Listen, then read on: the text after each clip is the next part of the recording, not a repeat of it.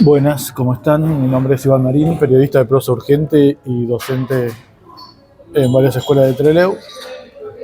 El encuentro de hoy tendrá como objetivo reflexionar sobre el episodio que se llevó adelante ayer, mientras varios centenares de docentes y auxiliares de la educación esperaban al ministro de Educación de Chubut, José Luis Punta, para que se reabra la paritaria docente.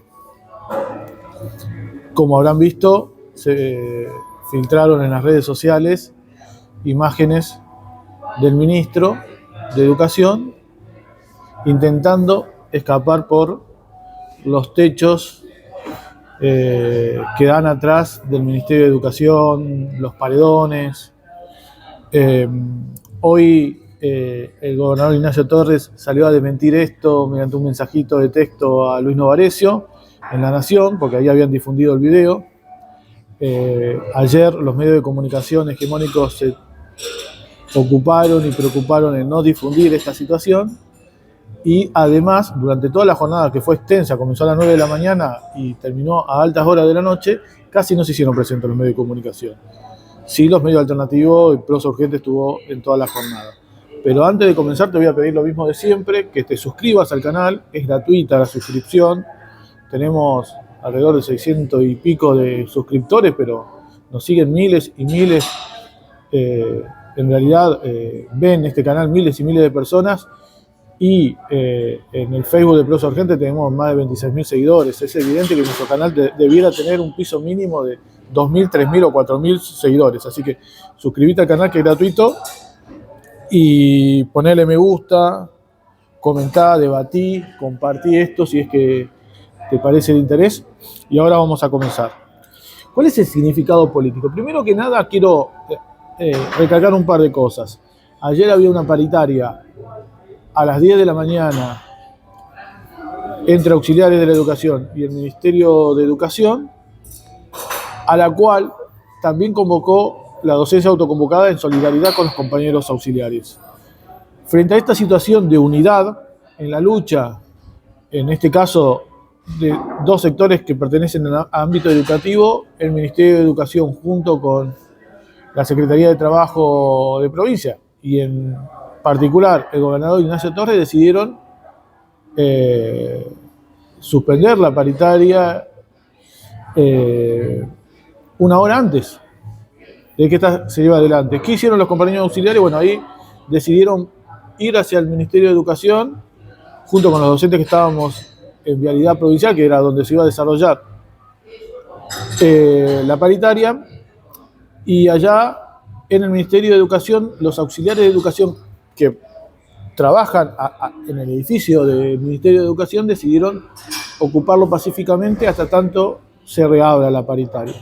Esa decisión fue acompañada obviamente por sus compañeros que estaban afuera y también por la docencia, que además votó ahí afuera levantar un acampe que hasta el día de hoy continúa. Esto está siendo grabado el martes a las aproximadamente 5 de la tarde, martes 12. Bueno, en el transcurso de la jornada, durante varias oportunidades, se intentó desalojar a los compañeros que estaban adentro del Ministerio de Educación, pero sin una orden de desalojo. Es decir, que la policía apretaba por orden del ministro de Seguridad, pero los compañeros y las compañeras, casi todas compañeras me parece, se mantuvieron firmes ahí adentro y dijeron: nosotros de acá no nos vamos, y menos si no hay una orden de desalojo. El ministro de Educación, que se encontraba en el edificio, tuvo que retroceder en chancletas y darles a los auxiliares una fecha precisa de paritaria, que va a ser mañana miércoles, si mal no recuerdo, a las 13 horas. O sea que la primera conclusión que hay que sacar de esta jornada es que, endureciendo los métodos de lucha, como puede ser en este caso una ocupación pacífica del Ministerio de Educación, se logran resultados. En este caso, una paritaria que había sido levantada a las 9 de la mañana, alrededor de las 4 de la tarde, se tuvo que reabrir por la decisión de los compañeros auxiliares que se plantaron fuerte, también que contaron con la solidaridad de los docentes que estábamos allá afuera. Primera conclusión.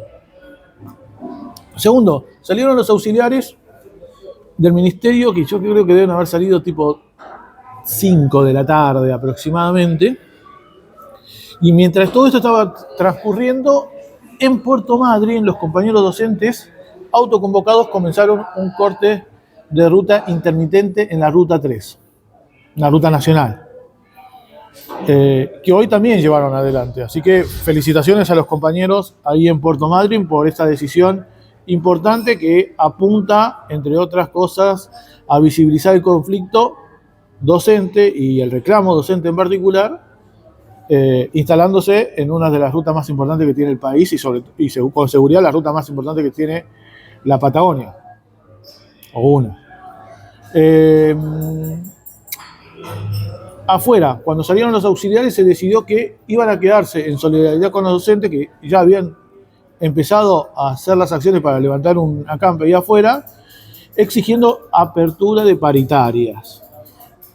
Y para eso se bloquearon las salidas del Ministerio de Educación con la idea de abordar pacíficamente y mediante el diálogo al ministro de Educación, José Luis Punta, para que se reabra la paritaria y para que dé explicaciones de la situación en la que estamos. El ministro Punta no quiso salir. No quiso salir y se me pasó un detalle no menor. En varias oportunidades desde el ministerio a nosotros nos decían fuentes que estaban ahí adentro que el ministro Punta quería salir a toda costa en las horas previas.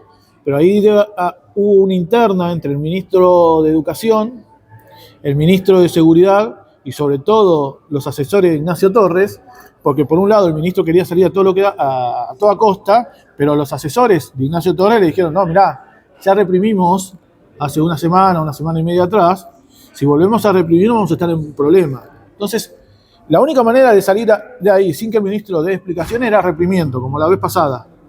Ese costo no lo quiso pagar el gobierno, entonces diseñaron un plan. Y el plan fue intentar sacar al ministro por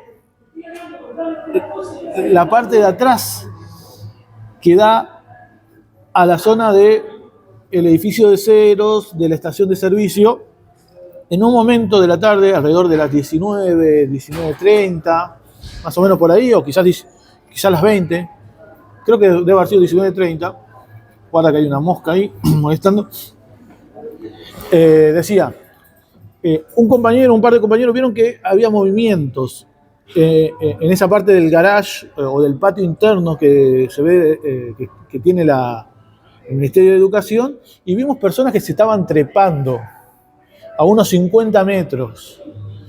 En una primera instancia uno no pudo divisar que uno de esos que se estaban trepando era el ministro, pero sí eran personas que parecían ser uniformados. Inmediatamente algunos compañeros nos dimos vuelta. Hicimos un trotecito de unos 100 y pico de metros, 120 metros, y llegamos rápido a la otra cuadra. Es decir que nos aseguramos que por ese lado el ministro no saliera, al menos sin dar explicaciones. Nosotros lo esperábamos allá afuera porque queríamos preguntarle al ministro por qué no habría la paritaria, por qué tenemos los salarios más bajos del país. Eso los docentes que estábamos allá afuera, y además queríamos, en lo posible, tratar de entrevistarlo. Yo como un periodista de prosa urgente. Estuvimos del otro lado aproximadamente una hora, quizás más, quizás más. Yo creo que sí, debamos estar una hora y media. En un momento de una puerta de Ceros, una compañera observó que muchas personas, aproximadamente una cifra de 4 o 5 personas, estaban por salir y empezó a gritar. Las personas ingresaron y no volvieron a salir. Mientras estuvimos en ese sector, que es la calle que da a Legislatura Provincial y a Ceros, de ambos lados, que en este momento se me fue el nombre, pasaron aproximadamente no menos de 15 o 20 veces camionetas blancas, que son las que custodian al ministro. Mientras nosotros estábamos de este lado, del otro, donde se sostuvo durante varias horas la presencia de autoconvocados, docentes y auxiliares, se despejó, porque los compañeros se fueron a la vuelta de la esquina, que es donde estaba el acampe. Evidentemente, la policía y sobre todo los asesores de Ignacio Torres evaluaron esta situación y dijeron, de este lado no hay nadie, lo lógico sería que el ministro de Educación retroceda. Para todo esto ya se había viralizado, ¿no?, la imagen del ministro subiéndose, porque la vimos en video, a mí me la acercaron y claramente es el ministro, y la orden debe haber sido retroceder, y en algún momento en que la cosa esté tranquila y sin moros en las costas, salís por ahí y vamos a dar la imagen de que vos no huiste nunca por los techos, sino que te fuiste caminando como una persona común y corriente con custodia policial. Pero cualquiera que preste atención a la imagen donde se ve una persona arriba de un techo bajando una escalera, se va a dar cuenta que está vestido de la misma manera que está vestido el ministro y a la vez que la cabellera es la misma. Eso por un lado. Por el otro, ¿qué estaría haciendo un policía un par de policías a las 7 de la tarde arriba de unos techos y además de unos paredones con una escalera llevándolo para el otro lado? Porque ahí se ve cómo se mueve una escalera. ¿Qué hacen con la escalera? La escalera está de este lado del paredón. La llevan para el otro lado del paredón para que la persona que está acá arriba del paredón pueda bajar. ¿Para qué harían todo eso 3 o 4 policías si tenían el camino despejado del otro lado? Si toda la tarde y toda la mañana y toda la siesta entraron y salieron del Ministerio de Educación sin ningún tipo de problema. ¿Pueden explicar eso? No, no lo pueden explicar. Acá estamos frente a una situación concreta, que es, el gobierno no tenía margen para la represión ayer, lo que no implica que no vaya a reprimir más adelante. Pero ayer, claramente la decisión era no reprimir. Frente a esa situación decidieron hacer el ridículo. Y el fusible, fue el ministro de Educación, José Luis Punta.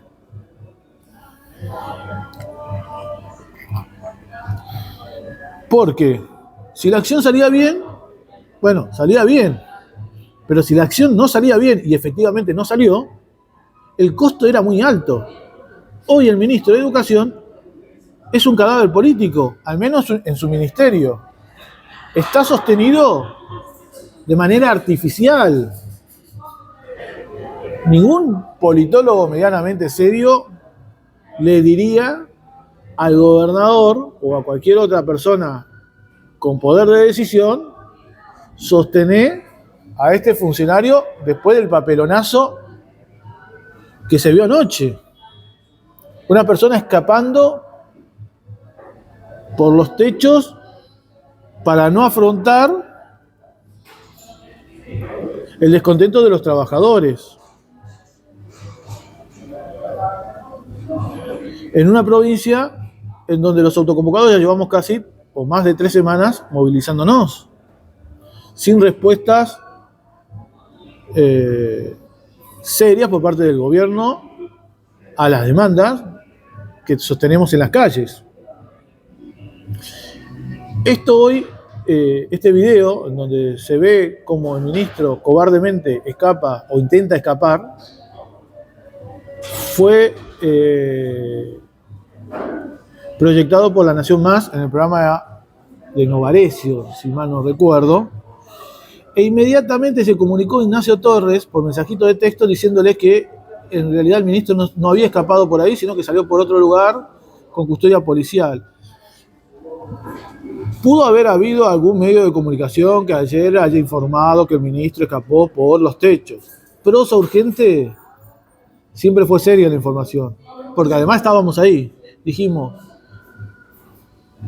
papelonazo el ministro de Educación de Chubut intenta escapar por los techos del Ministerio de Educación. En ningún momento se afirmó que se había escapado, por la sencilla razón de que nosotros mismos, y yo en particular, estaba seguro de que no se había escapado. El ministro se encontraba dentro del edificio de Ceros. No había otro lugar para estar. O quizás en el patio. Pero estaba en el edificio de Ceros. Así que acá no hay ninguna fake news, como dijo Ignacio Torres. El costo político es altísimo. Para cualquier persona con dos dedos de frente, esto es una verdad inobjetable. ¿Qué ocurre? El gobierno prefirió descargar el costo político de un papelonazo como este en el ministro de Educación y no en el propio Ignacio Torres, porque si hubiesen reprimido, el costo político era para Ignacio Torres, no solamente para el ministro. Esa fue la disyuntiva que se dio ayer. Papelonazo de punta o costo político para Ignacio Torres por reprimir. Era la disyuntiva,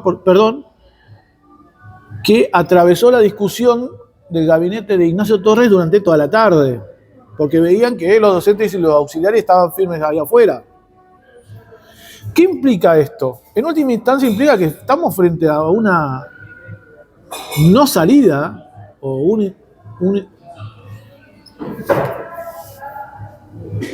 un momento muy difícil para el gobierno, porque el gobierno no ve una salida satisfaciendo las necesidades de los trabajadores. No, esa posibilidad para el gobierno no existe. Ellos prefieren pasar el ridículo o incluso reprimir ferozmente antes que responder a las demandas de los trabajadores. Para ellos la salida necesariamente va a ser conservadora, compañeros. Esa es la lectura que hay que tener presente del otro lado. No hay una salida progresiva en esta lucha en tanto y en cuanto no se arranque mediante la propia combatividad en las calles. Torres ayer estuvo claramente nervioso.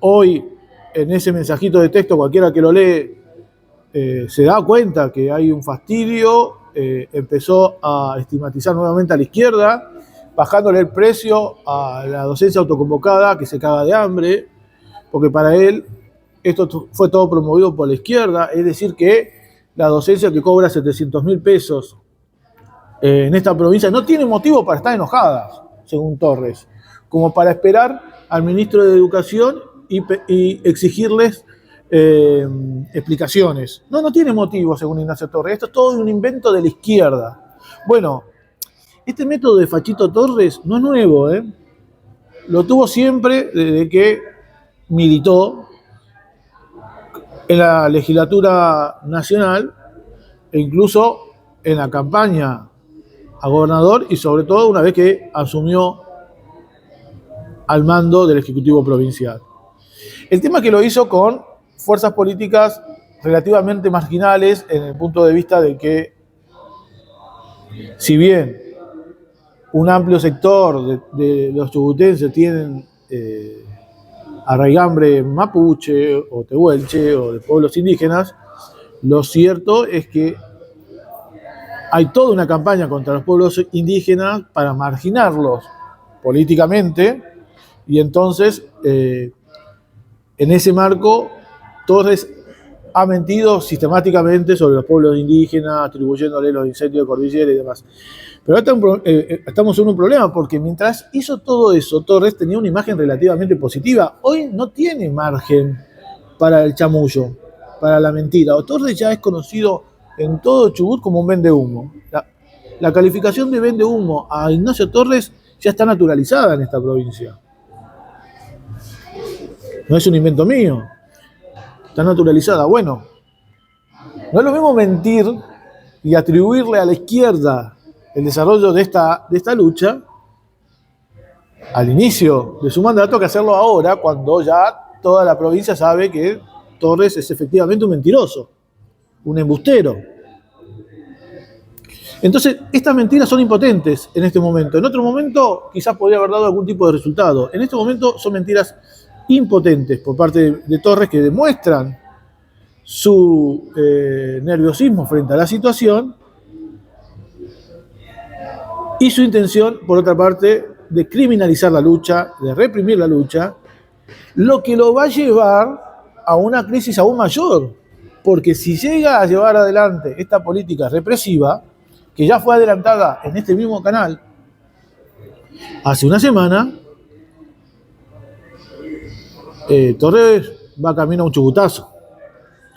Porque hay que recalcar, y con esto quiero ir terminando, la lucha de los docentes autoconvocados, de los auxiliares autoconvocados y de los trabajadores de la salud, los estatales en general, está siendo muy bien vista por el pueblo. En más de un 90% de acompañamiento. En las calles, las movilizaciones de la docencia autoconvocada cuentan con las familias. Pero lo que es más importante, diría yo, no sé si más importante, pero más significativo para una lectura política, me parece, es que en las redes sociales, más del 90% apoyan la lucha. Los cortes de ruta en Puerto Madryn o incluso en Cordillera, en redes sociales, fueron aplaudidos, cuando todos sabemos que es el terreno para que esta gente miserable utilice los trolls y demás personal pago para tratar de equilibrar la imagen pública. Y la pierden por goleada. La pierden por goleada. Estamos frente a un cambio en el escenario político. El faltazo docente fue un quiebre. Fue un quiebre monumental en la agenda política de la provincia, donde se logró instalar la cuestión salarial. No porque antes no fuese un tema importante, sino porque eso nunca lograba materializarse en movilización en las calles. Ahora que se materializó, pasó a ser el principal tema de la provincia en las últimas 3 semanas. Eso lo lograron las autoconvocatorias. Entre otras cosas, las lecturas que hay que hacerse es la crisis también monumental que están pasando las conducciones sindicales por su seguidismo a las políticas de ajuste. Entonces, el escenario es favorable para profundizar la lucha. Esto es lo primero que hay que decir. El gobierno se encuentra en un terreno difícil, o responde con represión o cede a las demandas de los trabajadores. Si responde con represión, se van a sumar más sectores e, insisto, la rebelión popular no va a hacer más que crecer. Una represión como la que tiene planificada o la que están pensando los asesores de Ignacio Torres e incluso el propio Ignacio Torres, va a profundizar el conflicto y lo que va a lograr es que la provincia se paralice. José Luis Punta es un cadáver político. Se sostiene, como dije, de manera artificial, para no mostrar debilidad. Pero el papelón de ayer trascendió las fronteras provinciales, se nacionalizó. Uno observa en los gestos de Punta que ya está acabado al frente del ministerio. No debiera extrañar que José Luis Punta renuncie. No me extrañaría que sea antes de la paritaria, ya sea de mañana, de los auxiliares de la educación o del lunes de los propios docentes. Pero, como dije, Punta es un cadáver político, se lo llevó puesto la docencia autoconvocada en lucha, y veremos si el caso de Punta es el primero de muchos casos más, o incluso del propio gobernador al frente de la provincia. Te voy a pedir lo mismo de siempre, que compartas, primero que nada, que te suscribas y que pongas me gusta, que compartas esta reflexión. Nos estamos viendo.